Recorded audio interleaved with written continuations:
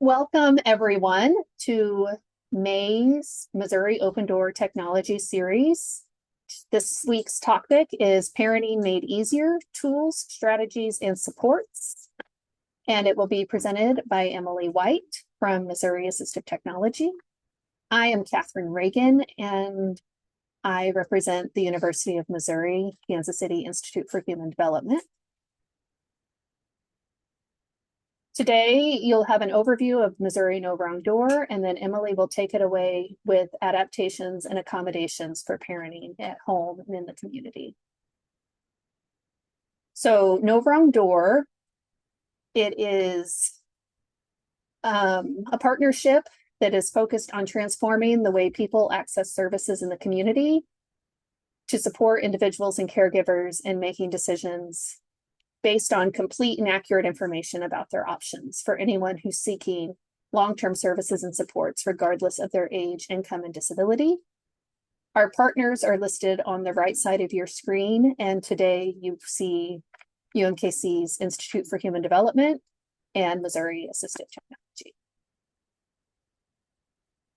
When you're thinking about integrating services and supports, you have the person and the context of the family and the community. Historically, the service system has been wrapped around that person, creating a barrier between them, their family, and community. And our goal is really to make sure that the person is supported across all settings, whatever supports they need. The Missouri Open Door series, we have the technology series, which is today. Those are on the fourth Wednesday of the month. We also have the benefit series, which is on the second Wednesday of the month. Each of those options are 1-hour virtual workshops that provide useful, practical information and resources for immediate use.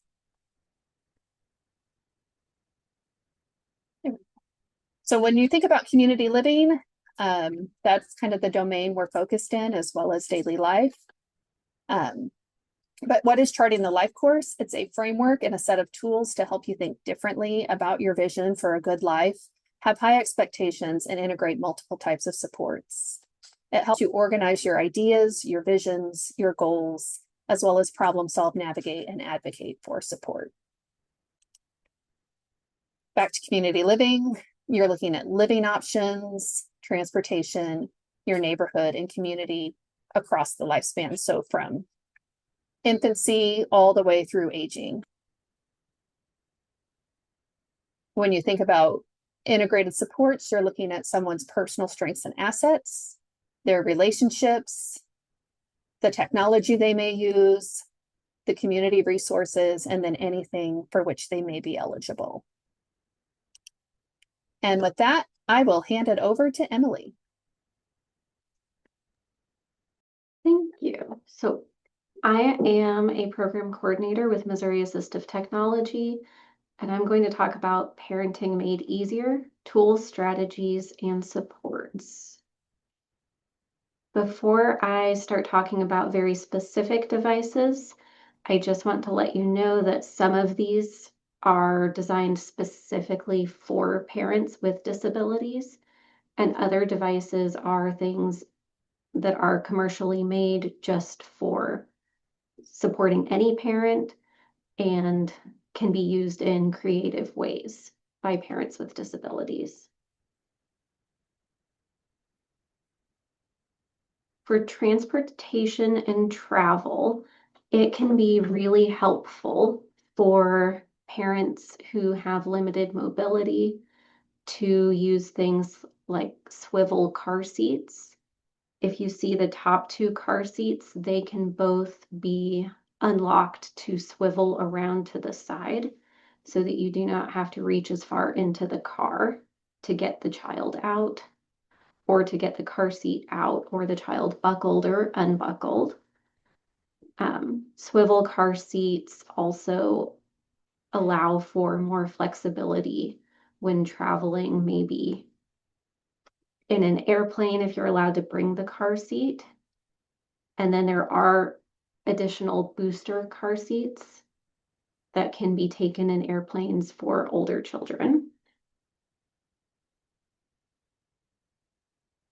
There are also tools that you can either 3D print or purchase ready-made that can aid in pushing those flat buttons on car seats that can be really tricky if you have any sort of difficulties with fine motor, either movement or strength. And I actually keep those in my car at all times in case my parents need help getting a child out of a car seat.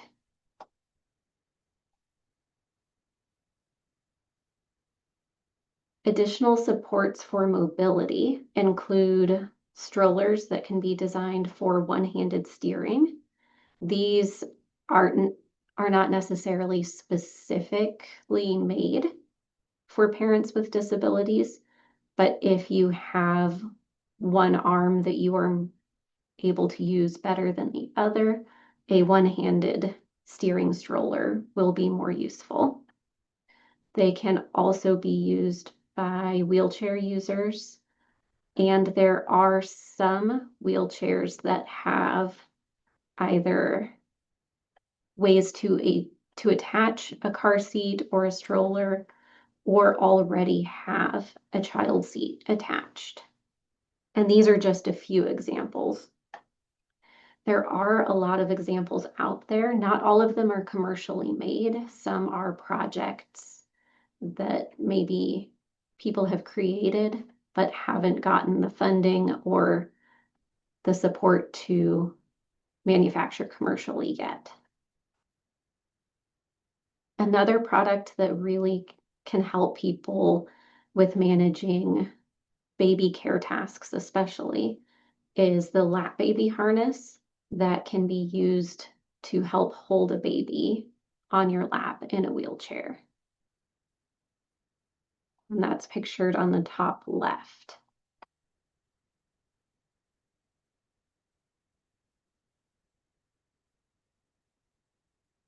Some additional supports for mobility and wheelchair use would include using a wheelchair cup holder for a baby bottle or attaching additional cup holders for baby bottles. The Snuggle Bundle transfer blanket can be used to transfer babies into and out of cribs or bassinets. And if you look and see, there are rings on the sides of the blanket to make it easier to hold, so you don't have to bunch up the blanket in your hands to complete that transfer. That can also help if you're like me and you are too short to reach down and place a baby in a crib, you can use the transfer blanket to not have to hope that you won't drop them and wake them up.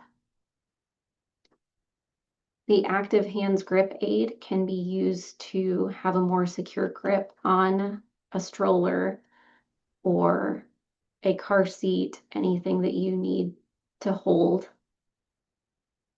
to transfer your child. And walking harnesses can be great for reducing the amount of bending that you have to do if you are trying to support a new toddler who is learning to walk. Babies and kids of all ages come with a lot of stuff, usually, and adaptive backpacks on the back of a wheelchair can be a great solution for keeping things organized. Different varieties of ring pulls and keychains can be used to more easily access the zippers, along with some of those dressing tools that have a hook on the end to be able to reach into the backpack and unzip it. Wagons that have a side zipper can be easier to get children in and out of, especially if you are in a wheelchair. They can also allow the children, if they're old enough, to climb in themselves. And so this bread wagon has side zippers so that you don't have to lift the child up into it. It also allows for one-handed pulling or pushing with two hands. And the handlebar that you can push allows you to raise or lower it so that it can be at the right height.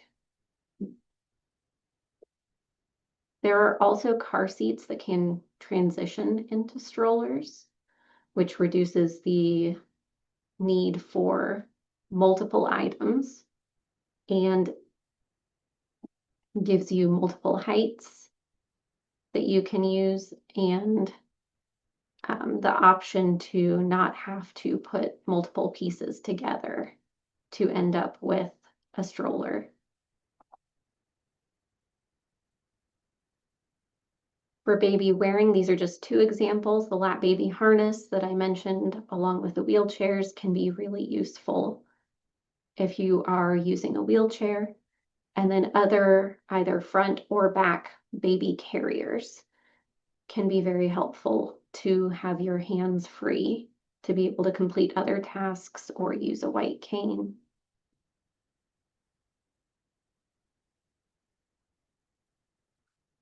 For feeding and other care tasks, there are a variety of over-the-shoulder bottle feeders that can allow you to feed a bottle to a baby without having to hold the bottle. And that combined with a nursing pillow or even a two-sided nursing pillow that is a little taller can really help with positioning for feeding a baby, whether one-handed or without having to have full mobility of your hands and fine motor skills. You could also use easy hold cuffs or other grip aids to hold a bottle if maybe the fine motor skills is what's making that difficult. There is clothing made commercially available with either Velcro or magnetic snaps that can be easier to get on and off babies. Additionally, there are a lot more clothing options these days that don't require as many fasteners. So it's a lot easier to avoid all of the teeny tiny snaps. There are more onesies available that have zippers as well. The two-sided nursing pillows, again, can be used with an over-the-shoulder bottle feeder or on its own for breastfeeding. Those are really helpful for positioning and managing fatigue and not having to have two arms holding the baby the entire time. Portable changing pads, especially with straps or raised edges like the one pictured, can be placed on any surface to be easy to reach. They can be secured to surfaces, and they can also be packed away and taken with you if you are traveling. They can go on top of furniture that you already have, or tables, or on the floor, or a bed, whichever is easier for positioning.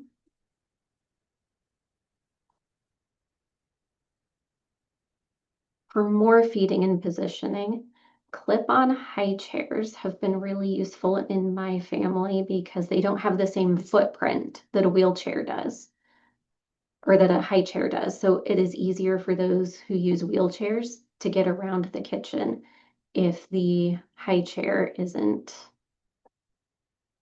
taking up so much space. So we use those a lot, and they are also really great for traveling because they can clip onto just about any table and come with removable trays as well. High chairs that have the ability to adjust height are useful for positioning, because then you can have the baby or toddler at the right height for you to access them. And they can sit on the floor, they can be raised up a little higher, or they can be used as a booster seat and attached to other chairs.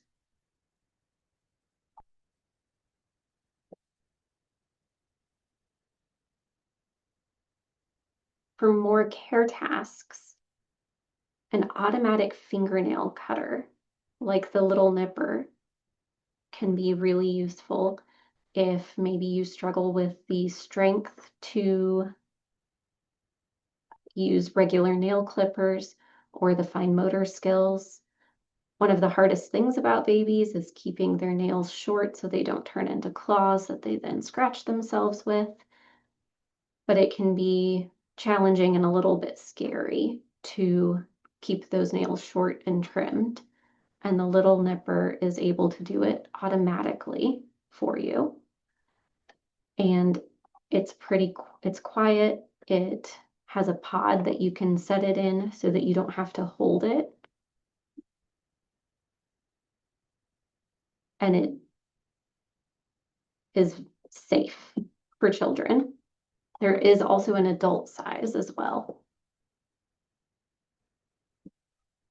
Grip aids and easy hold cuffs can be used for silverware for feeding or brushing teeth.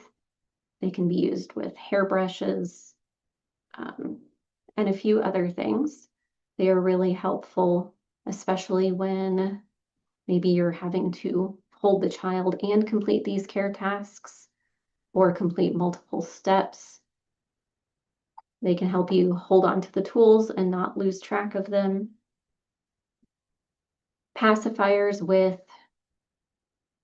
built-in rings can be easier to put in and take out. They can also be easier to keep track of, especially if you are able to attach devices like the one pictured, the clip, to the ring, and then clip the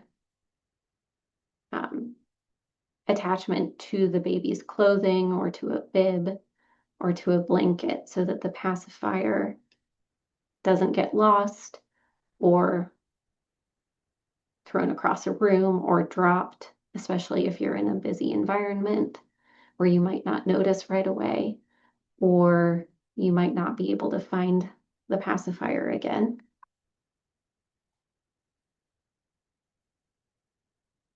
There are also glow-in-the-dark pacifiers that can be easy to find at night. This changing pad is useful in a variety of situations. One of the things it does is hold the baby or toddler in place. It has wings that come up and Velcro to do that. It also has rings where you can attach toys. So if you need to use both hands or are only able to use one hand to change a diaper and need to focus on that, you can have toys readily available for the baby attached to the pad and sing to them and get the task done without having to hold a toy with your other hand to entertain them or distract them, whichever the case may be.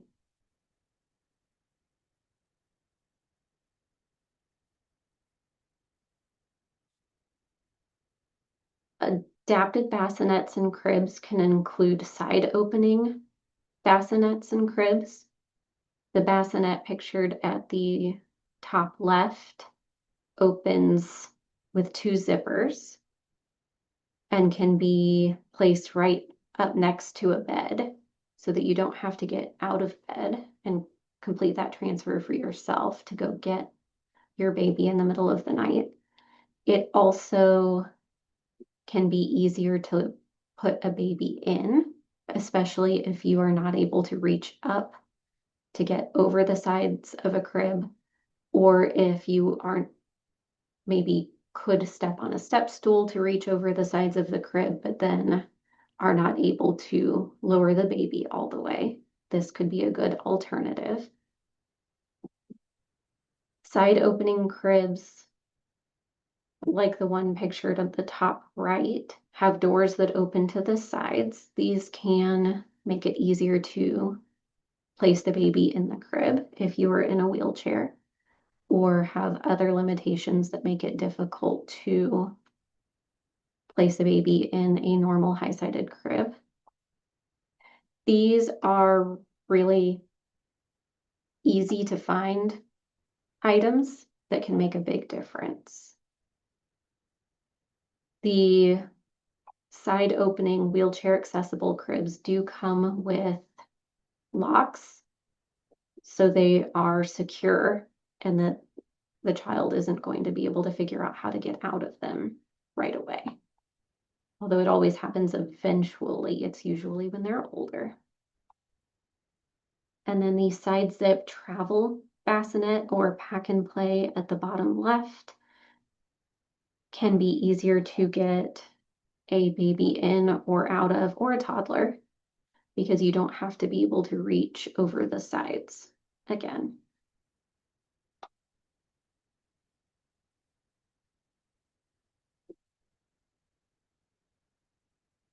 At some point, all children will be or will need assistance with clothing, and adapted shoelaces and Velcro shoes and slip-on shoes are really helpful for that. There are shoelaces like the orange ones at the top left that just clip on. There are also the curly shoelaces that you can lace the shoes with, and then all you have to do once they're on the child's foot is give them a good tug, and they don't have to be tied. So these can be faster and easier. Again, the baby clothes with magnetic fasteners can be easier, and dressing aids, if you do have clothes with buttons, can help you hook the button and pull it through the loop. There are some other ideas for clothing that did not make it onto the slides, but one that I came across that was more of a strategy would be using garment bags when you're doing laundry to keep separate outfits like t-shirts and shorts that go together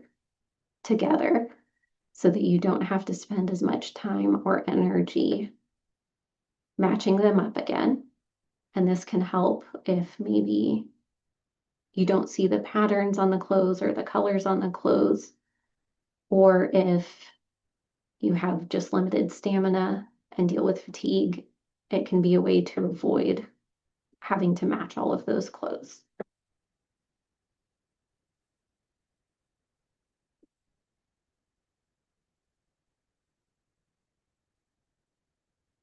Some vision tools and strategies that are often used whether you have children or not are liquid level indicators. These can be used for pouring liquid into, as pictured here, a coffee mug, but also for a baby bottle or a children's cup. They can let you know when you're nearing the top. Sometimes they have multiple indicators and can give you a warning when you're getting close, and then a more insistent warning when you're at the point where you need to stop. Talking thermometers and scales can be really useful for keeping track of health concerns, taking your child's temperature, maybe if you're weighing them in between checkups. And this high contrast bottle filling station provides an organized way to keep track of your bottles with a place for 6 different bottles, a place for liquids, and a place to measure out powdered formula. And it's modular, so you can set it up however you would like to. And then if you're able to keep that consistent, then it can really be helpful if you have low vision or are blind for preparing bottles for a child.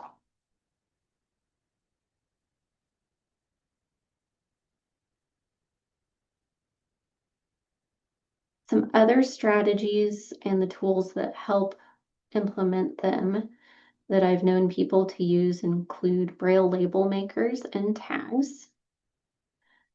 Those can be used just generally for organization, which is really important during some stages of raising children.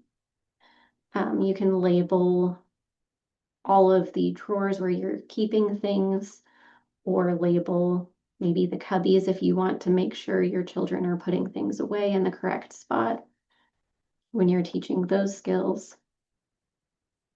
There are Braille clothing tags that you can use.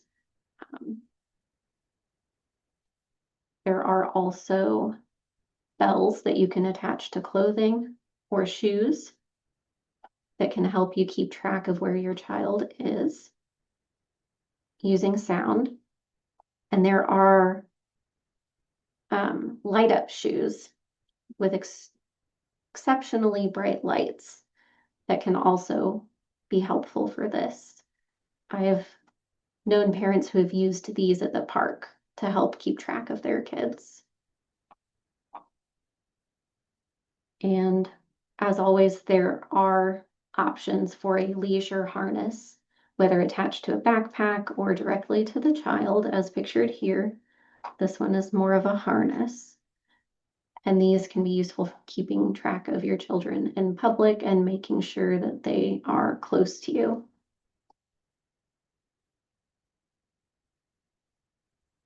A lot of the resources I was able to find and the people I talked to recommended some specific strategies along with tools. And one of these that blind parents of small children recommended was teaching the importance of frequent communication and check-ins in public. So when walking to the park, make sure that you are talking with your child as soon as they're able to talk back. Play games, like verbal communication games, to have that constant stream of communication. And there are lots of games. With older kids, you can play things like 20 questions. With younger kids, you can practice counting or the ABCs or sing songs. And they also mentioned scheduling check-ins with a watch or a timer. So maybe having the child wear a watch that will buzz every 5 or 10 minutes, depending on what you're trying to teach and how long you want them to go without a check-in, and have them come find you to check in each time the watch beeps or buzzes. Walkie-talkies to stay in contact at the park. So if you can't see your child, you can hear them on the walkie-talkie, letting you know where they are, and you can reach out to them if they want to wander a little further away. There are touch bracelets pictured here at the bottom with smartphone alerts.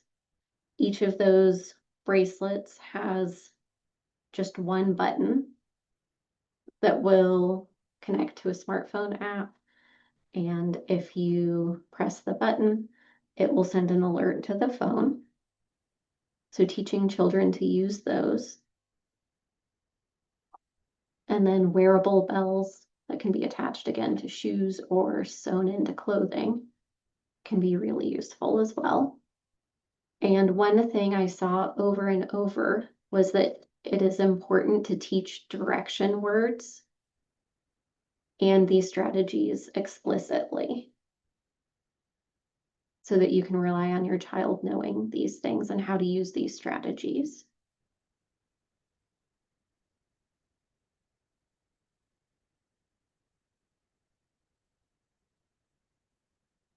Alerting tools that can be helpful include baby monitors with vibrating wristbands and smartphone connections.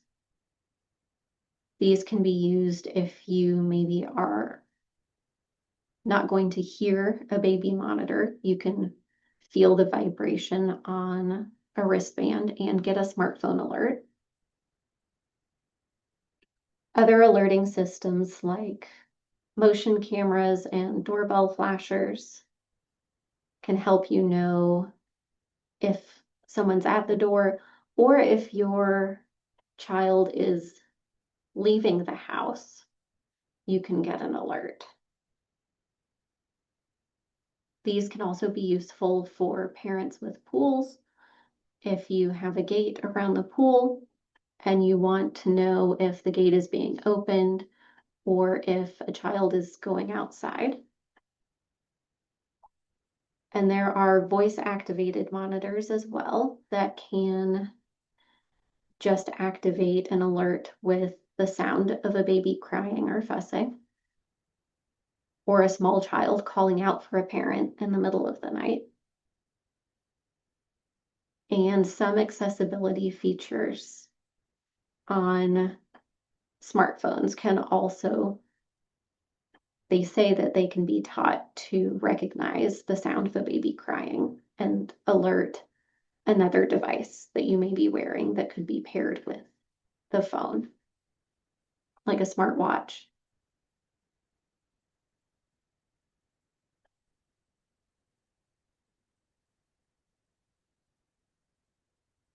There are a variety of smart home devices that can be used as well.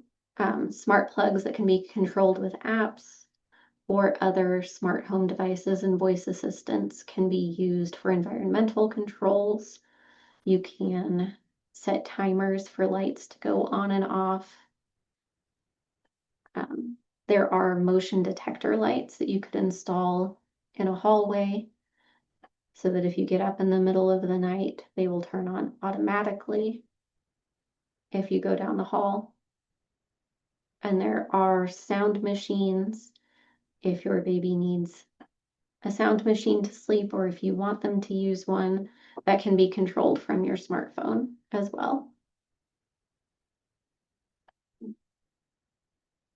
And those can be set up with timers also and automatically programmed so that you don't always have to be getting your phone out to change them.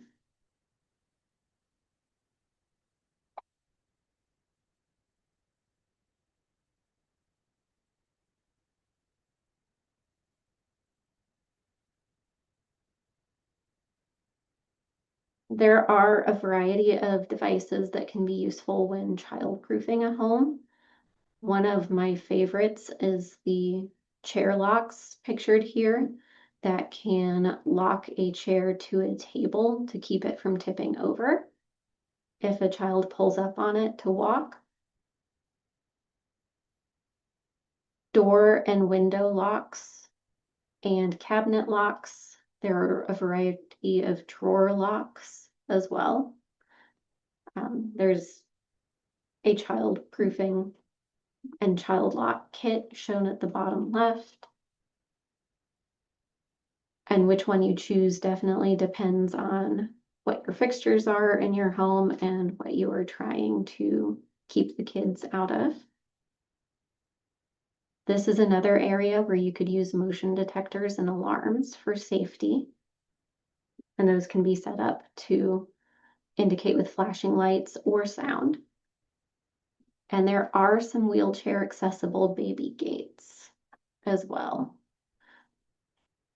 We've tried one and it works very well for us because it doesn't have a transition at the bottom that is too high for a wheelchair to roll over. It just swings out of the way. And that way, you know, a variety of family members are able to babysit and keep the kids for an afternoon and also not have to worry about them going upstairs or going into different rooms if they're maybe cooking a meal in one room. There are so many reasons you might want to use a baby gate, and being able to go through them yourself is very important.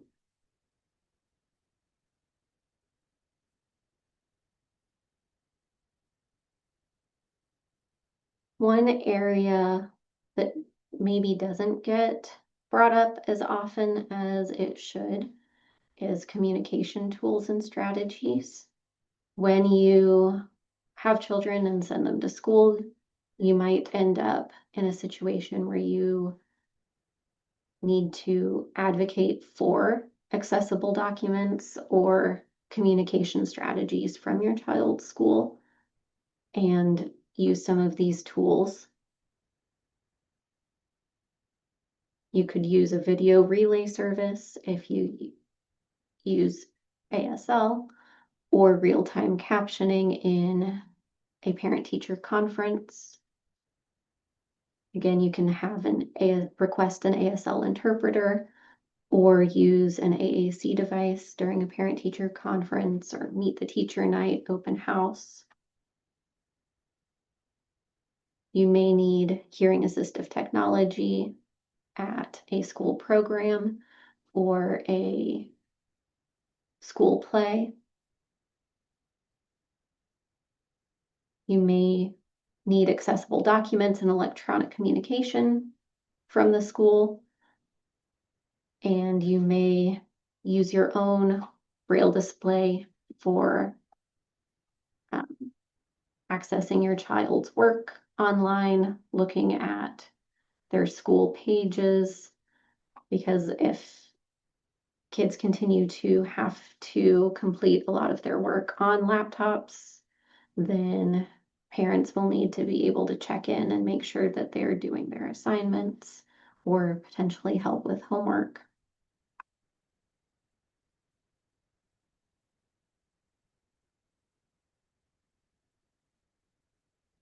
Some additional tools and supports for school could be requesting email communication with the teacher or phone calls, whatever your preference is. Building relationships with other parents. Accessing tutoring resources and making sure that the pathways to access them are accessible, which may take some advocating depending on the school. There are different apps and devices that you could use to read the paperwork that will inevitably come home in folders. The Lyric is a device that can scan and read paper or books. That's pictured here. It is the black and white device on the right. There are inevitably a lot of papers to sign when sending kids to school, and a signature guide can be 3D printed or purchased to help with that if you have difficulty either seeing the area to sign or with fine motor skills. And scanning and reading pens can also be useful for helping your kids with homework or reading communication from the school and tasks like that. And I have the Iris pen shown here, but there are other options, and there are smartphone apps that can scan and read as well.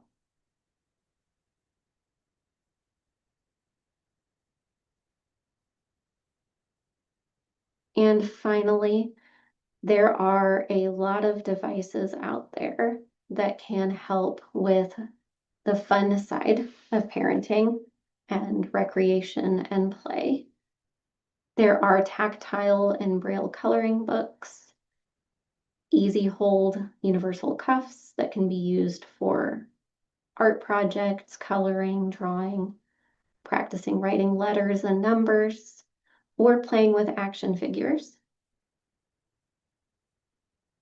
There are switch adapted toys that can be used for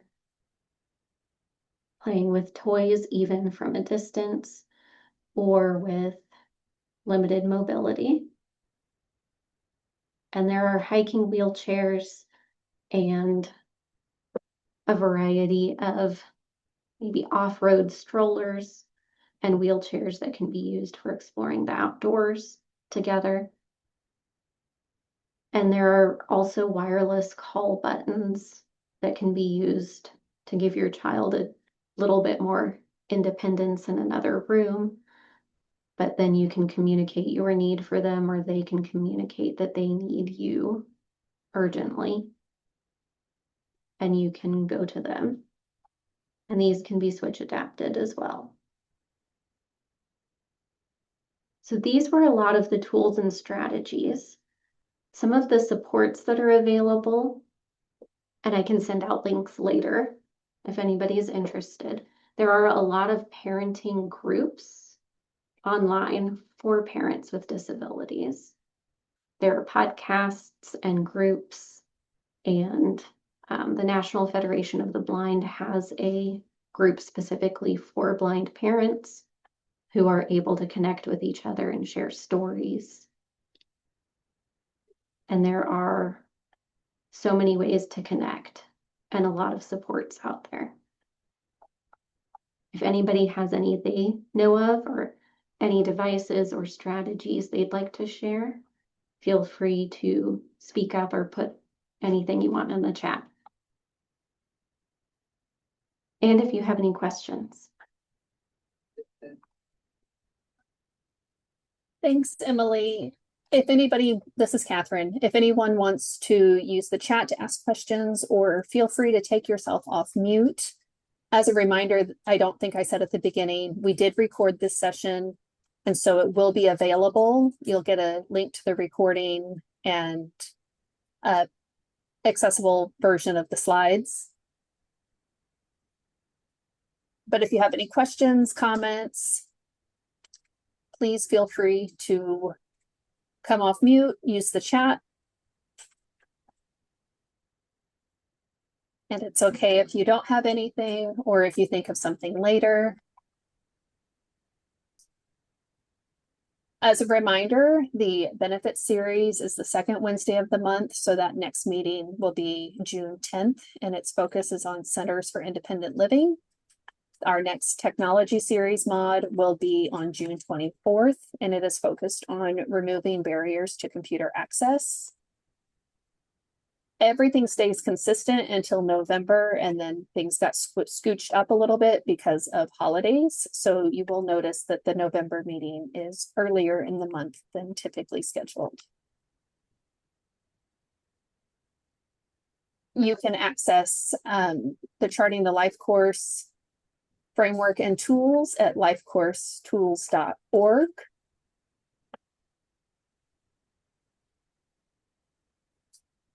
And if you want to contact Emily, her email is here on this last slide, ewhite@at.org. And then Angelina will be back with you. She is the UMKC lead for the tech mods. And you can reach her at angelina.alpert@umkc.edu.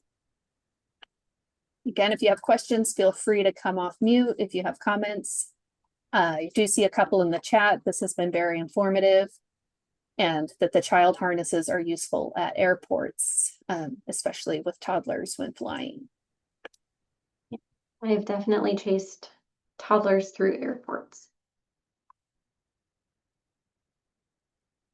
Thank everyone for your time today. If you don't have questions, you do have 15 minutes to finish up whatever you have before your next activity, and have a great afternoon.